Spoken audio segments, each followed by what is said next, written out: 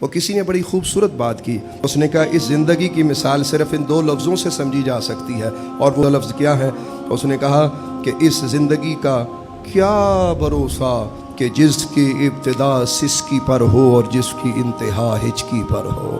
یعنی اس زندگی کی ابتدا سسکی ہے اور اس کی انتہا ہچکی ہے، آتے ہوئے رو رہا ہے، جاتے ہوئے رو رہا ہے، بیچ میں بس بندہ بھول گیا کہیں نہ کہیں۔ یہ بازار بھرے پڑے ہیں، دریا کی طرح بھرے پڑے ملیں گے آپ کو۔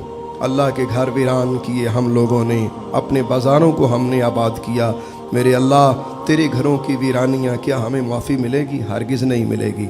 میں کبھی کبھی سوچتا ہوں میرے اللہ کیا ہماری معافی کا کوئی ذریعہ ہے؟ تو میرا اللہ فرماتا ہاں ایک ہی ذریعہ ہے، اور وہ میرے حبیب نے قرآن میں بیان فرما دیا۔ اور وہ ذریعہ کیا ہے؟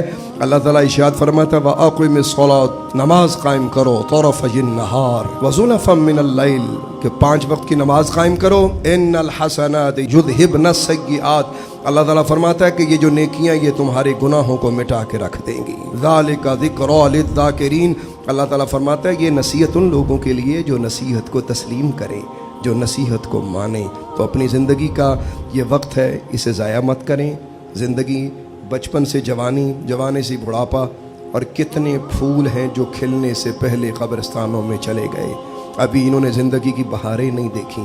میں ابھی یہاں مغرب کے بعد ایک جگہ درس قرآن دے کے آئے ہیں، تو وہاں وہ بھائی کہہ رہے تھے کہ میرا 17 سال کا بیٹا سڑک پہ شہید ہو گیا ایکسیڈنٹ میں، تو میرے دل میں وہ بڑی تڑپ ہے۔ تو وہاں میں نے ایک روایت سنائی، وہ میں آپ کو سنا دیتا ہوں، اور وہ بڑی خوبصورت روایت ہے۔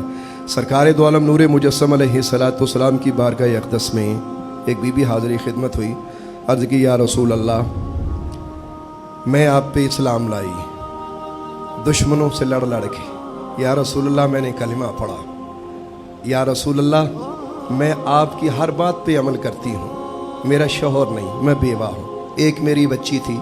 تو جیسے ہی میں آپ کے دربار اقدس میں اسلام کے ساتھ حاضر ہوئی، یا رسول اللہ میری بچی فوت ہو گئی ہے، اب میری زندگی میں سہارا کوئی نہیں۔ بچہ ہوتا ماں ہوں بوڑھی مجھے سہارا دیتا، تو یا رسول اللہ میرا سہارا کوئی نہیں۔ میرے آقا نے فرمایا اچھا بی بی تو صبر کر۔ عرض کی یا رسول اللہ صبر میں کیسے کروں، میرا سہارا کوئی نہیں۔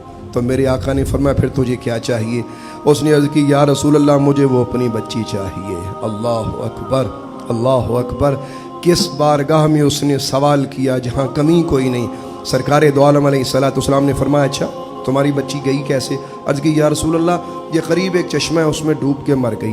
میرے آقا کریم علیہ السلام نے اپنا عصا مبارک تھاما اور اس بی بی کو ساتھ لیا، اور ساتھ لے کر آپ اس چشمے کے کنارے کھڑے ہو جاتے ہیں، اور چشمے کے کنارے کھڑے ہو کر آپ نے فرمایا بی بی ذرا اپنے بیٹی کا نام لے۔ عرض کی یا رسول اللہ وہ کدھر ہے؟ فرمایا جو ہم کہتے ہیں وہ کرتی جا، بس اپنی بیٹی کا نام لے کے پکارو۔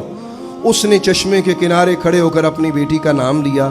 اللہ کی شان دیکھو، ادھر سے بچی کو پکارتی ہے، چشمے سے بچی زندہ باہر آ جاتی ہے، اور جیسے وہ باہر آتی ہے آ کے اس نے کہا لبیک وسعدیک یا رسول اللہ، یا رسول اللہ آپ پر سلامتی ہو، میں حاضر، آپ نے مجھے بلایا، یا رسول اللہ آپ نے مجھے بلایا۔ اب سرکار دو عالم علیہ السلام نے جب یہ دیکھا کہ اس کی بچی زندہ سلامت، اب آپ سوچ سکتے ہیں ایک ماں کی کیفیت کیا ہوگی جو تڑپ رہی ہے اپنی بچی کے لیے، پھڑک رہی ہے اپنی بچی کے لیے، وہ اپنی بچی کو چومے چاٹے سینے سے لگائے۔ میرے آقا نے فرمایا علیہ السلام کہ اب تیرا کیا ارادہ ہے، اس بچی کو گھر لے کے جانا ہے یا واپس پانی میں بھیجنا ہے؟ تو رو کے کہنے لگی یا رسول اللہ میں گھر لے کے جانا چاہتی ہوں۔ فرمایا تیری بچی سے پوچھ لوں، تیری بچی سے پوچھ لوں؟ میرے آقا نے فرمایا بیٹا ذرا یہ بتاؤ کہ تم ماں کے پاس جانا چاہتی ہو یا جہاں سے آئی ہو وہاں واپس جانا چاہتی ہو؟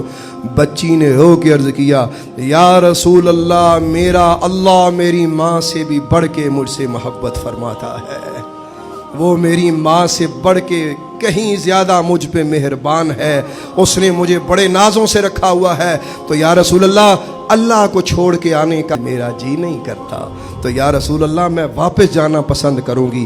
یہ جو بات میں نے آپ کو بتائی یہ کس لیے تھی؟ یہ معجزے رونما ہوتے ہیں، اس کے پیچھے کچھ نہ کچھ ہوتا ہے۔ مطلب یہ ہے کہ آخرت کی زندگی بڑی خوبصورت ہے، یہ دنیا کی 4 دن کی زندگی، یہ تھڑوں پہ کھڑے ہونا ہمارے بچوں کا شیوا بن گیا، چوکے میں لائن لگی ہوئی ہے، اللہ کے گھر ویران ہو گئے اور یہ بازار آباد ہو گئے۔